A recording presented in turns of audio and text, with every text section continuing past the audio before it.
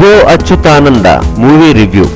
అష్టాచమ్మ చిత్రంతో నటుడిగా పరిచయమైన అవసరాల శ్రీనివాస్ మొదటి చిత్రం ద్వారానే దర్శకుడిగా మంచి మార్కులు కొట్టేశాడు. అవసరాల శ్రీనివాస్ తన రెండవ చిత్రంగా రూపొందించిన జో అచ్యుతానంద చిత్రం ఎలా ఉందో చూద్దాం. చాలా రోజుల తర్వాత కథకి తగ్గ టైటిల్ తో చిత్రం చూస్తున్న ఫీలింగ్ కలుగుతుంది.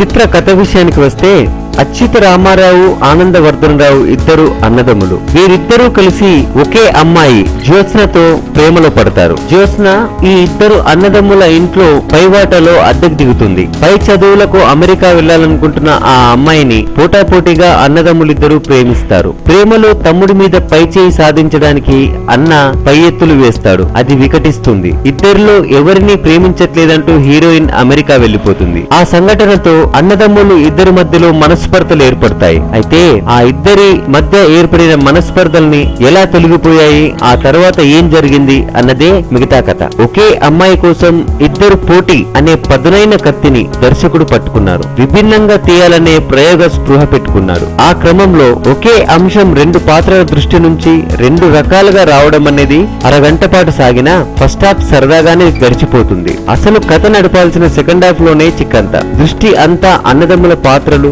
బలవంతపు ఎమోషన్లు, అనవసరమైన ఫైట్ల మీద మళ్లించేసరికి కొద్దిగా ట్రాక్ మారినట్టు అనిపిస్తుంది. ఇక నటన విషయానికి వస్తే ఈ చిత్రంలో నారా, రోహిత్, నాగశౌర్య ఇద్దరు అన్నదమ్ముల్లాగా చాలా బాగా నటించారు. హీరోయిన్ రెజినా కూడా తన పాత్రకి న్యాయం చేసింది. కళ్యాణి మాలిక్ సంగీతంలో వచ్చిన పాటలు చాలా బాగుంటాయి. ఒక లాలన అనే పాట పదే పదే వినాలనిపించేలా ఆకట్టుకుంటుంది. ఒక సాధారణ కమర్షియల్ హీరో సినిమాల్లా కాకుండా పాత్రల మధ్య నడిచే కథగా ముందుకు సాగడం ఈ చిత్రం ప్రత్యేకత.